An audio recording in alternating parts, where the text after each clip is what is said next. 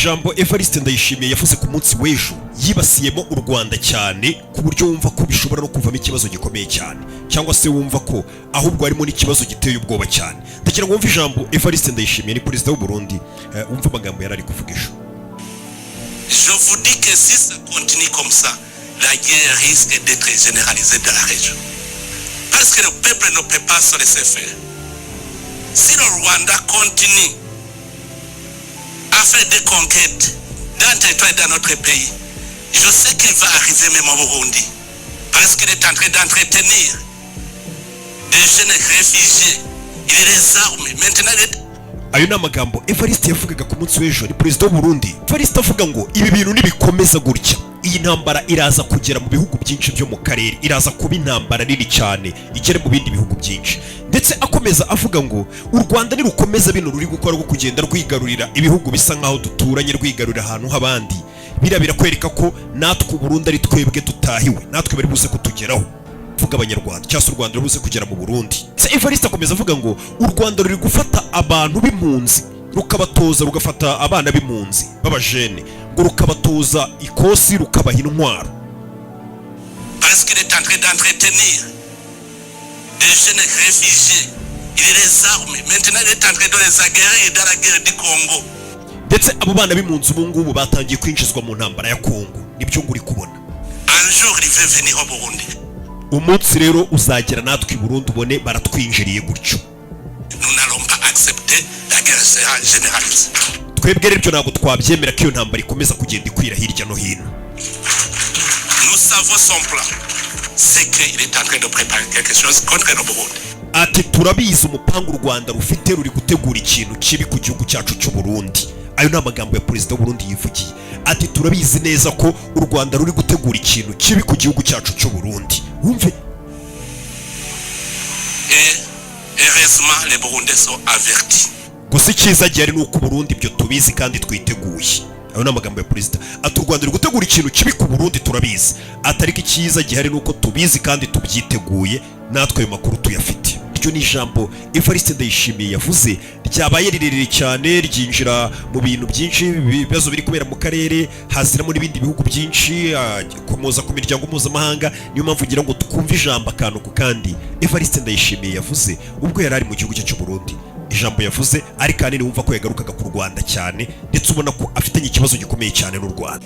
Si on veut réellement déraciner les modes à l'origine du sous-développement de l'Afrique, nous devons encore penser d'où ça vient.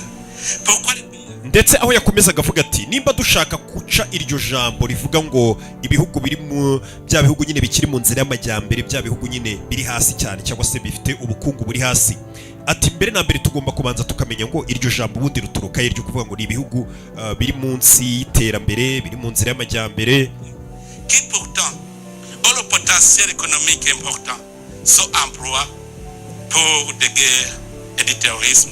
Ndetse akomeza avuga ati ikindi tukanibaza ati kubera iki ibihugu bifite ubukungu bwinshi munsi y'ubutaka bwabo cyangwa se ibihugu bikize muri Afurika usanga bikoreshwa mu ntambara cyane cyane y'iterabwoba, ariko iyo ntambara ugasanga nanone ifitwemo uruhare n'ibihugu byo mu mahanga, biriya bihugu byateye imbere ugasanga nibyo biri inyuma y'iyo ntambara bifatanije n'ibyo bihugu bindi. Amagambo de certains pays occidentaux. Vous voyez ce qui se passe ici tout près de chez nous. Muri kubona ibiri kuba hano mu baturanyi bacu hano hafi y'igihugu cyacu, twavugaga muri Kongo. Est-ce que la communauté internationale ne voit pas les atari abantu bakabibona bagaceceka? Ese imiryango mpuzamahanga ntago iri kubona bino bintu n'ingaruka bifite? Bino biri kubera muri Kongo, ibihugu by'amahanga byarangiza bigaceceka. Giye kurikira gukomeza gushyiramo amajwi ye kuko ngiye ndi kuyabona cyangwa se ndi kuyumva, nkomeze nyababwira gake gake ibintu byose yagiye avuga. Ibi nibikomeza gutya guceceka, ino ntambara iraza gukwira mu karere hose. N'amagambo ya Evariste yavugaga ati biraza gukwira mu karere hose. Sino Evariste yakomeje avuga ngo u Rwanda rukomeza kugenda rufata ibindi bihugu cyangwa se rwigarura ahantu utundi duce tw'ibihugu duturanye, bivuze ngo n'u Burundi baraza kutugeraho, u Rwanda ruraza kutugeraho. Perezida w'u Burundi niwe yakomeje avuga ati turabizi neza ko u Rwanda ruri gutoza impunzi, abasore b'impunzi, rwarangiza rukabaha intwaro bakabohereza muri Kongo mu ntambara. Ati ibyo ngibyo nibyo natwe akanya kariho kose byatugeraho hano i Burundi, kandi ntabwo tuzigera tubyemera. Ndetse turabizi ko u Rwanda ruri kudupangira ibintu bibi byo kurwanya igihugu cyacu cyangwa se hari umupango mubi bari gukorera igihugu cyacu. Ariko icyiza gihari, ibyo turabizi kandi turabyiteguye. En tout cas, ici au Burundi, on ne va pas se laisser faire. Ndetse yakomeje avuga ati nimba imiryango mpuzamahanga iri kubona bino biri kuba igaceceka, twebwe Burundi ntabwo tuzigera tubyihorera gutyo.